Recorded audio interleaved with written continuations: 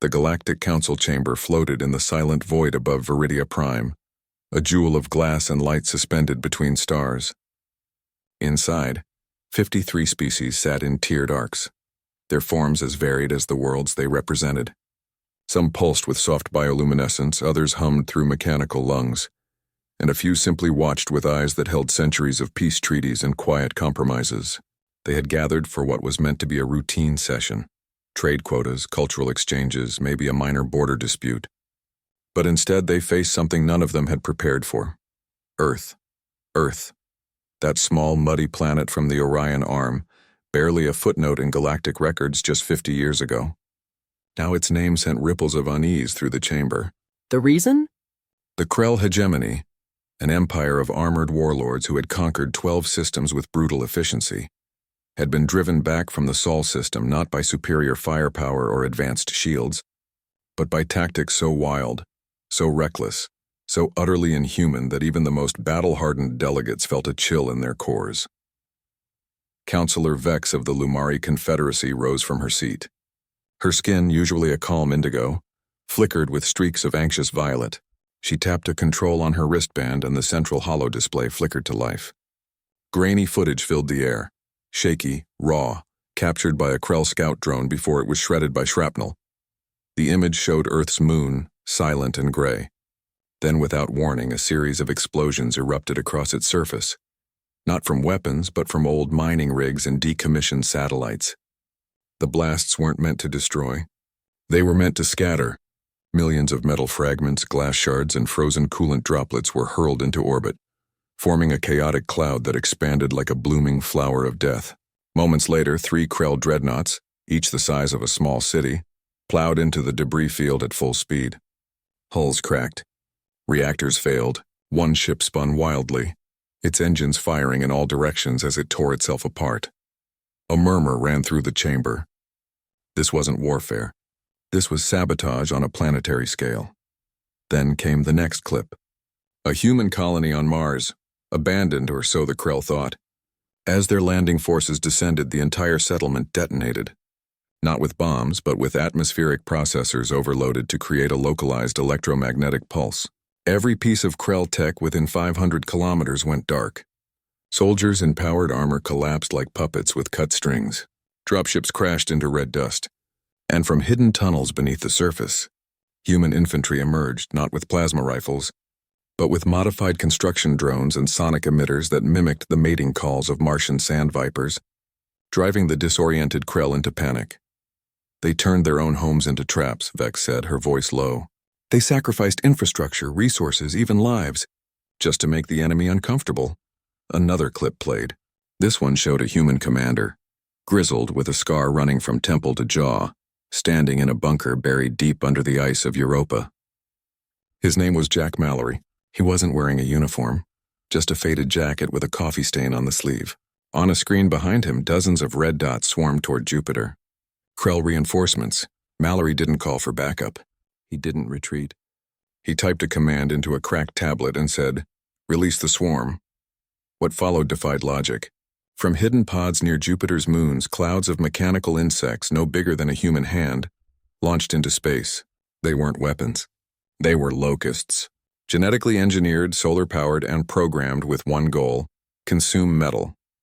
Within hours, they'd latched onto Krell hulls, chewing through armor plating like termites through wood. The Krell tried to burn them off with lasers, but the locusts scattered, reformed, and attacked again.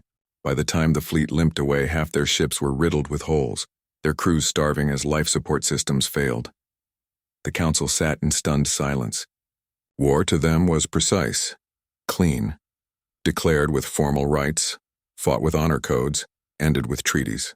But Earth? Earth fought like a cornered animal, dirty, desperate, and utterly without mercy. Then the human delegation arrived. They didn't come in a warship or a luxury cruiser. They came in a battered freighter named the Dust Mule, its hull patched with scrap metal and old solar panels. 3 humans stepped onto the observation deck. Jack Mallory, a woman named Mara Finch with sharp eyes and a calm walk, and a quiet man in a rumpled suit named Leo Grant. No guards.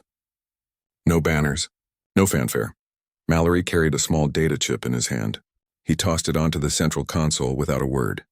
Vex picked it up, her fingers trembling slightly. "What is this?" she asked. "Lessons from a death world," Mallory replied. His voice was rough, like gravel under boots. "You wanted to know how we beat the Krell. There's your answer." Vex inserted the chip. Instead of battle plans or weapon schematics, the screen filled with images of Earth.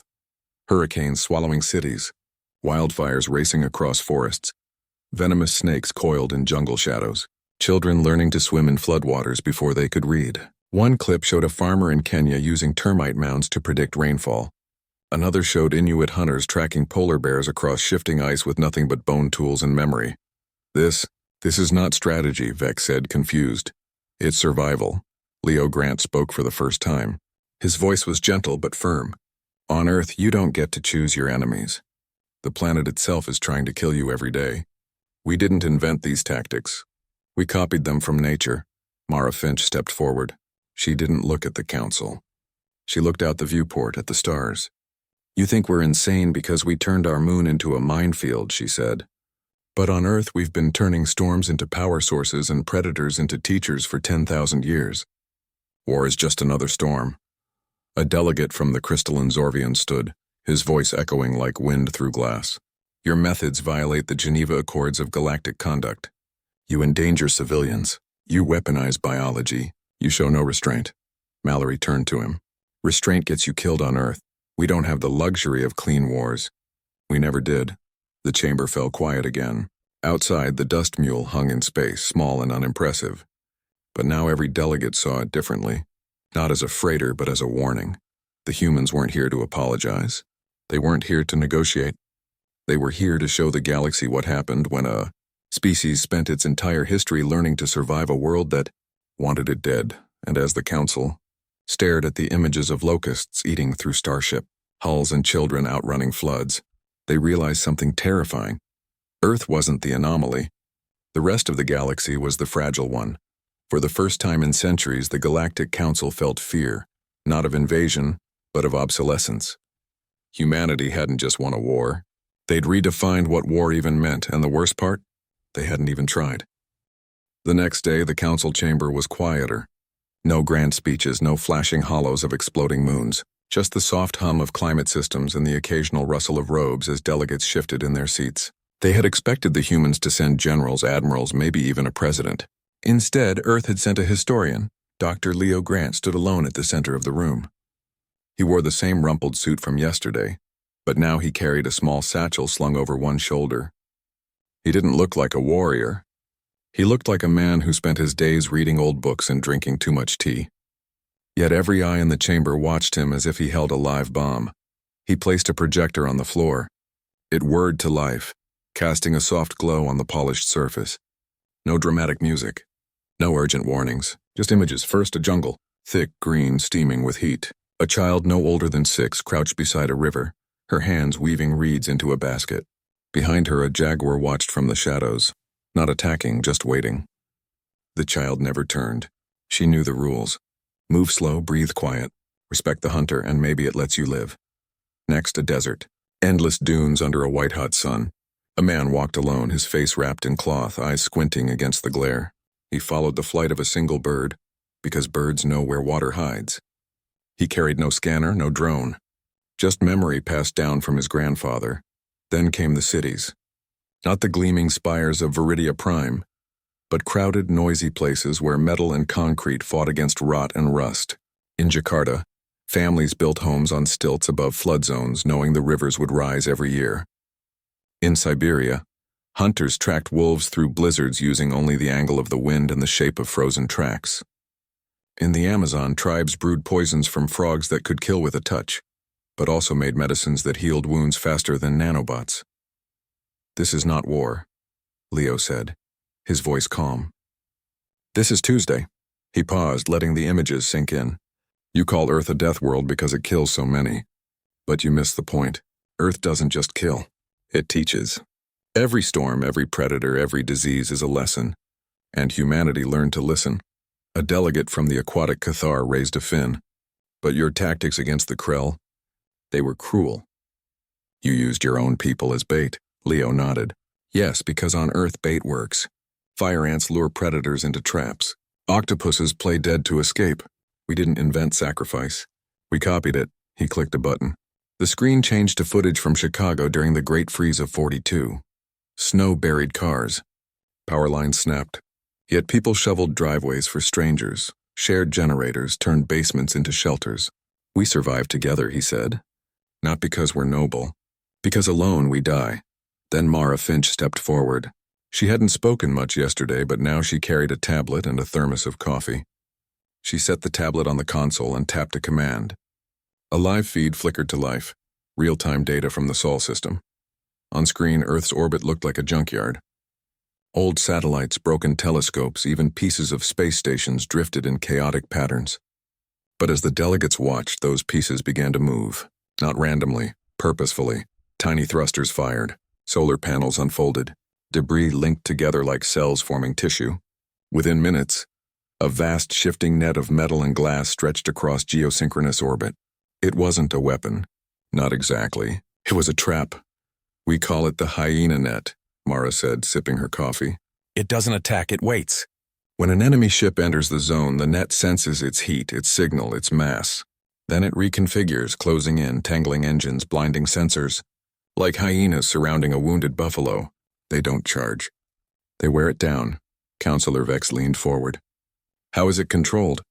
Not by us, Mara replied. By an AI trained on 50 years of predator behavior. Lion prides. Wolf packs. Even schools of piranhas. It learns how hunters isolate the weak, cut off escape, and strike only when the prey is exhausted. A murmur spread through the chamber. This wasn't programming. This was biology turned into strategy. Jack Mallory entered then, carrying a duffel bag. He dropped it on the floor with a clank. From it, he pulled out a simple object. A drone no bigger than a shoebox, its shell scratched and dusty. This flew through the Krell fleet, he said. It didn't shoot lasers. It dropped seeds. Seeds? Asked a bird-like delegate from the Avian Concord. Yep. Genetically modified moss. Grows fast. Eats metal. Turns hulls into compost. We planted it on 3 Krell ships. 2 weeks later, their life support failed because the air filters were full of green fuzz. The delegates exchanged uneasy glances. They had spent centuries perfecting energy shields and plasma cannons. Earth had won with moss and locusts. Leo spoke again. You think we're insane because we fight dirty. But on Earth, clean gets you buried. A lion doesn't apologize for using its claws. A hurricane doesn't ask permission before it hits. We stopped pretending nature plays fair a long time ago. He showed one last image. A classroom in Nairobi. Children sat in rows, but instead of math problems, they studied weather patterns, animal tracks, and emergency first aid. One boy held a snake, calmly, carefully, while his teacher explained how its venom could both kill and cure. We teach survival before we teach history, Leo said. Because if you don't survive the day, history doesn't matter. Mara walked to the viewport and pointed at a distant star. That's Proxima Centauri. We have a colony there, barely 500 people. Last month, a solar flare knocked out their comms for 3 days. You know what they did? They used mirrors to signal each other across valleys. Built radios from scrap. Grew food under UV lamps powered by bicycle pedals. No panic. No rescue ships, just figuring it out. She turned back to the council. You live in a galaxy that's soft, safe. You forgot what it means to be hungry, scared, desperate. We never did. Jack zipped up his duffel. We didn't come here to scare you. We came to show you the truth. The universe isn't kind. It doesn't care about your treaties or your honor codes. Out there, it's tooth and claw, storm and silence. And if you're not ready to fight like the world is trying to kill you, it will. He looked around the room, at the polished floors, the climate-controlled air, the delegates who had never missed a meal or feared the dark. You call us insane, but maybe sanity is just another word for being unprepared. Silence settled over the chamber. No one argued. No one demanded explanations. They just watched the hyena net on the screen, shifting slowly in orbit like a living thing, and felt something they hadn't felt in generations. Doubt. Doubt in their own strength. Doubt in their own safety. Doubt that their way, the clean, orderly, civilized way, would last when the real storms came. Leo picked up his satchel. We're not monsters, he said softly. We're students, and Earth was our teacher. Then the 3 humans left, walking calmly through the grand archway as if they were strolling through a park back home. Behind them, the council sat in stunned quiet. the images of children handling snakes and farmers reading termite mounds still glowing on the screen. Outside, the dust mule waited, its patched hull glinting in the starlight. Inside, the humans didn't celebrate. They just prepared for the next crisis, the next storm, the next lesson, because on a death world there's always another one coming. While the council debated ethics and fear, the galaxy moved on. Far beyond the safe orbits of Viridia Prime, in the cold dark between stars, something ancient stirred. The Zenthari swarm had awakened. No one knew where they came from. Some said they were a failed experiment. Others claimed they were the last breath of a dead god. What mattered was what they did. They consumed, not just planets or ships, but knowledge, memory, even language. When the swarm arrived, it didn't attack. It absorbed. It copied defenses, mimicked signals, and turned a civilization's own technology against it. Entire worlds fell silent within days, their cities hollow shells filled with nothing but rust and echoes. The first warning came from the outer colonies of the Veln system. A distress call cut short, then static. By the time a scout ship arrived, the planet was gone. Not destroyed, but stripped. Every machine, every data core, every living thing had been dissolved into raw biomass and woven into the swarm's ever-growing body. The scout barely escaped, its hull scarred by tendrils that tried to latch on and rewrite its code. Panic spread faster than the swarm itself. Evacuation orders flooded the comms. Trade routes shut down. Even the Krell hegemony, still licking their wounds from Earth, sent word they would retreat behind their inner defenses. The council called an emergency session, but this time, there were no calm debates. Voices rose. Fins flared. Bioluminescent skin flashed in alarm. "We must fall back to the core worlds," urged a delegate from the crystalline Zorvians. "Seal the jump gates. Let the outer systems burn." "That's surrender," snapped a Cathar envoy, water dripping from his gills in agitation. "The swarm will only grow stronger." Counselor Vex sat in silence, her usual composure cracked. She thought of Earth's strange tactics, their calm acceptance of chaos. For the first time, she wondered if madness might be the only answer. But Earth had already acted. Without asking permission, without sending a message, without even filing a flight plan, a fleet of human ships had launched from the Sol system. Not warships. Cargo haulers. Old boxy vessels with rust on their hulls and faded logos like Martian grain combiners and lunar ice haulers. They carried no weapons, no soldiers. Just sealed canisters marked with biohazard symbols and coordinates deep in the swarm's path. The council only learned of it when Mara Finch sent a short transmission. "We're planting gardens," she said, her face calm on the screen. "You'll see." At first, no one understood. Gardens? In the middle of a galactic extinction event? But then the data came in. The human ships had stopped at 3 dead worlds along the swarm's advance. Barren rocks with thin atmospheres, no value to anyone. There, they released their cargo. Not bombs, not viruses.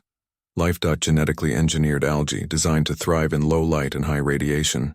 Fungal spores that grew in total darkness, feeding on metal and stone. Atmospheric processors that pumped out trace gases, turning thin air into something thick, wet, and wrong. Within days, the first world bloomed. Not with flowers, but with slime. The algae spread across the surface, turning gray rock into pulsing green mats that released neurotoxins into the air. The fungi grew into towering maze-like structures, dense, sticky, and laced with digestive enzymes. The atmosphere thickened, becoming acidic, corrosive, and heavy with spores. When the Zenthari swarm arrived, it expected silence. Instead, it found a living trap. The swarm's drones, smooth, silver, endlessly adaptive, landed on the surface.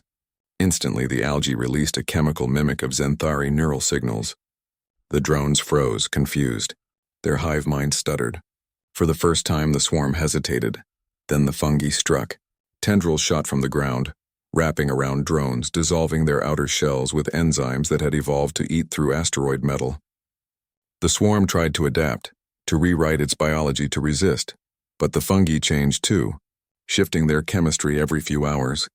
Just like Earth's deadliest molds, worse, the toxic air scrambled the swarm's communication. Its unity fractured. Drones began attacking each other, mistaking allies for threats. The biomass that should have grown stronger instead turned inward, consuming itself in confusion.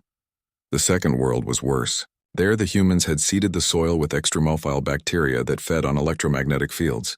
As the swarm's ships descended, their power cores flickered. Navigation failed. Engines died. They crashed into valleys already lined with carnivorous moss that digested metal like bread. By the third world, the swarm slowed. Not stopped, but slowed. Its advance, once a tidal wave, became a trickle. Scouts reported strange behavior. Drones retreating, biomass retreating into dormant cysts. Entire limbs detaching and burrowing underground as if fleeing. Back on Viridia Prime, the Council watched the data streams in disbelief.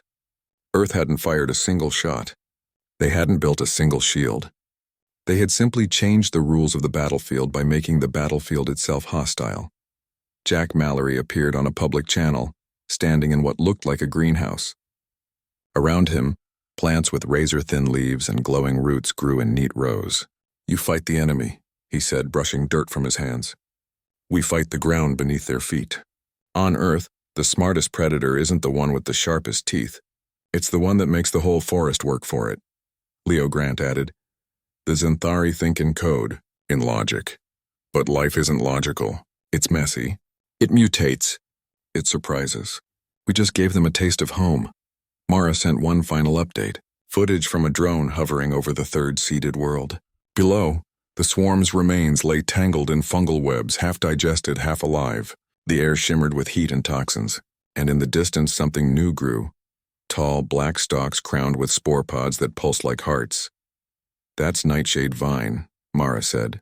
"It didn't exist 6 months ago. We made it last Tuesday. It eats radiation and shits nerve agents. We're calling it Plan B." The Council had no words. They had spent centuries building fleets, forging alliances, writing laws to keep war civilized. Earth had won a battle against an unstoppable force using dirt, spores, and algae. And the worst part? They hadn't even tried to win. They had just done what they always did, turned a problem into a garden. As the data poured in, showing the swarms advance, stall, and scatter, a strange feeling spread through the chamber. Not relief, not joy, but awe. Awe at a species that didn't just survive a death world, but learned to wield it like a weapon. Counselor Vex stared at the image of the black vines swaying in an alien wind. For the first time, she didn't see madness. She saw method, and she wondered if the galaxy had been wrong all along.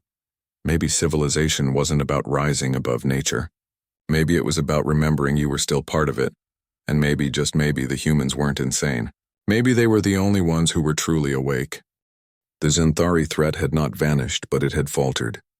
Its endless tide of biomass now crept forward in confusion, slowed by alien fungi and poisoned skies. Across the galaxy, relief turned quickly into something else, curiosity. Then hunger. Citizens of member worlds began asking questions. Why did their fleets rely on energy shields when Earth used algae? Why did their soldiers wear powered armor when humans won with locusts and moss? Even children on Viridia Prime started drawing pictures of Deathworld gardens in their school tablets.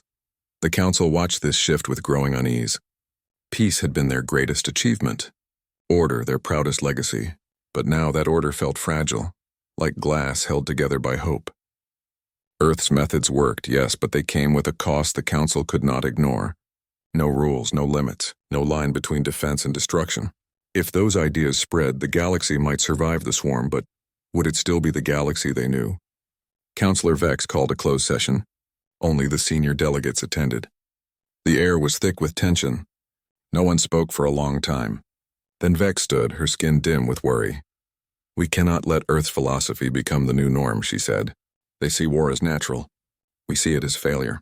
If we accept their way, we lose more than our ethics. We lose our soul." A Cathar delegate nodded, water dripping slowly from his chin. "Already, 3 member worlds have requested human advisors. The Zorvians are testing fungal barriers on their borders. Even the Krell are studying Earth's swarm logic. They are scared," said a Zorvian, his voice like wind through stone. "Fear makes civilizations reckless." Vex paced the chamber. "Then we must act before fear becomes doctrine. I propose we quarantine Earth, cut off their trade routes, deny them access to galactic networks, label them a strategic hazard under Article 9 of the Unity Accords." Murmurs rose. It was a drastic step. Quarantine hadn't been used in 200 years. It meant isolation, stigma, economic ruin. But they saved us from the swarm. argued a young delegate from the outer colonies. They did, Vex replied. But survival is not the same as wisdom. A wolf survives by tearing flesh. Do we want our children to learn from wolves? The vote was scheduled for the next cycle. In the meantime, the council prepared the official declaration. Ships were rerouted, data links flagged, Earth would be contained, studied from a distance, and kept away from the rest of civilization, like a fire too hot to touch. But before the vote could happen, Mara Finch sent a message. It arrived not through official channels, but on every public screen in the council chamber, every delegate's personal device, even the nursery monitors in the childcare wing. No warning, no fanfare, just her face calm and clear against a backdrop of Earth's blue sky. She didn't look angry. She didn't look proud. She looked tired. You're afraid of us, she began, and you should be. Not because we'll attack you, but because we remind you of something you forgot. The universe doesn't care about your treaties. It doesn't reward kindness or punish cruelty, it just is. And if you're not ready for that, you won't last. She paused, sipping from a chipped mug. We're not asking you to burn your libraries or tear down your cities. We're not asking you to become like us. We're offering you a choice. The screen changed. Footage played, silent, slow. A Lumari child learning to weave energy threads into shields. A Cathar elder teaching young ones to read water currents for danger. A Zorvian sculptor shaping crystal to echo natural harmonics. All peaceful. All wise. Your civilizations have beauty, Mara said. Keep it. But add one thing. Teach your young how to survive when the beauty fails. Teach them to read the wind like a hunter, to turn waste into weapons, to find strength in chaos. She looked straight into the camera. Evolve or be erased. That's not a threat. It's a fact. Like gravity. Like time. Then the message ended. No signature. No demands. Just silence. The council sat stunned. Beck stared at her hands. She thought of her own granddaughter who had asked her last week, Grandma, could we grow killer plants like Earth? She had laughed it off. Now she wondered if the child was wiser than she was. Jack Mallory appeared next. Not in person, but through a live feed from a field in Kansas. He stood beside rows of tall grass that swayed in the wind. Behind him, drones buzzed like bees, planting seeds that glowed faintly in the soil. We call this Project Prairie, he said. The grass looks normal, but its roots release a gas that scrambles drone signals. The seeds? They sprout thorns that carry a mild neurotoxin, enough to slow an invader, not kill them. Defense, not war. He knelt, pulling a handful of dirt. You think we're monsters because we fight dirty. But dirt is just life waiting to happen. We don't destroy, we reshape. Leo Grant sent his message from a classroom in Nairobi. Children sat around him, holding tablets that showed simulations of fungal networks and predator patterns. We're not teaching them to be soldiers, he said. We're teaching them to be gardeners, because the best warriors don't conquer land. They understand it. The council's resolve began to crack. Delegates whispered in corners. Some argued that quarantine would only push Earth further away. Others admitted they wanted to learn, not fear. Vex called off the vote. Instead, she requested a meeting, not in the Grand Chamber, but aboard a small human-built station orbiting Mars. She went alone. No guards, no recorders, just her and the humans. When she arrived, Jack was fixing a water pump. Mara was calibrating a sensor array. Leo was reading a book under a dome that showed real stars, not projections. They offered her coffee. She accepted. For hours they talked. Not about war, not about tactics, about soil, about storms, about how a single seed placed right could change an entire ecosystem. Vex returned to Viridia Prime changed. She didn't speak at the next session. She just uploaded a file to the central network. It contained Earth's basic survival curriculum, adapted for Lumari, Cathar, Zorvian biology. Not as a weapon. As a lesson, the quarantine proposal was quietly archived, and in cities across the galaxy, children began learning something new: how to listen to the world, not just live in it. Months passed. The stars burned as they always had, but something beneath them had changed. The Galactic Council no longer met in the grand dome of Viridia Prime. They gathered instead on a small station orbiting Mars, built by human hands from scrap metal and old shipping containers. The air smelled of coffee, machine oil, and the faint tang of hydroponic greens. Delegates wore simple coveralls instead of ceremonial robes. No one stood on protocol. No one waited to be called. They just showed up, grabbed a cup and got to work. Counselor Vex stood beside Jack Mallory on the observation deck, watching a joint drill unfold in the void below.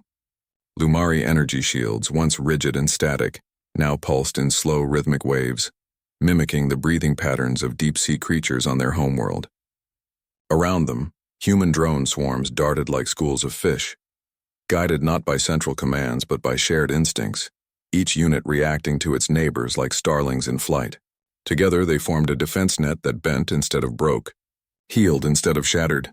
"It's beautiful," Vex said, her skin glowing a soft gold, something she hadn't felt in years. Jack sipped from a dented mug. "It's coral," he said. "We modeled it after reefs. Tough but alive. Lets the current flow through but stops the big stuff." She looked at him. "You never wanted to conquer us, did you?" He shook his head. "We just wanted you to stop pretending the storm wasn't coming." Below, Mara Finch coordinated the drill from a console made of repurposed cargo panels. Her fingers flew over keys, but her eyes stayed calm. She wasn't fighting a war. She was tending a garden in space. Beside her, a young Lumari apprentice watched, taking notes on a slate, her bioluminescent markings flickering with excitement. Back on Earth, life went on as it always had, messy, loud, and stubbornly alive. In Chicago, kids played soccer in parks built over old missile silos, their laughter echoing where warheads once slept. In Nairobi, farmers used drone bees to pollinate crops while monitoring soil health with sensors grown from modified fungi. In Siberia, hunters still tracked wolves, but now they shared their data with climate scientists to predict ice shifts. No one celebrated. No one declared victory. They just kept adapting. In a quiet lab in Denver, Leo Grant and Mara reviewed data from a newly terraformed moon orbiting Proxima Centauri. The surface was still barren rock, but underground, Earth's hardiest lichens and extremophile bacteria were already at work, breaking down minerals, releasing oxygen, and weaving the first threads of a new biosphere. They called it Project Seedbed, not a colony, not a fortress, just a beginning. "We're not planting flags," Leo had told a group of visiting students. "We're planting questions. Can life take root here? Can it learn to survive? If yes, then maybe others can too." The galaxy had not become human, but it had learned to breathe like Earth did, deep, steady, ready for the next storm. Counselor Vex returned to Viridia Prime one last time, not as a leader, but as a teacher. She stood before a classroom of young Lumari, their skin shimmering with curiosity. On the wall behind her, a screen showed footage of a desert on Earth. A single plant pushed through cracked earth after a rare rain. "This," she said, "is courage. Not the kind that charges into battle, the kind that waits, that endures, that grows anyway." The children listened. They didn't understand everything, but they remembered the image, the green shoot in the dust, and something in them shifted. Back on the Mars station, Jack Mallory sat on a crate outside the airlock, watching Jupiter rise over the red horizon. He wasn't thinking about war or strategy. He was thinking about his granddaughter, who had sent him a drawing that morning. It showed a garden floating among the stars, with vines wrapping around spaceships and flowers blooming on asteroids.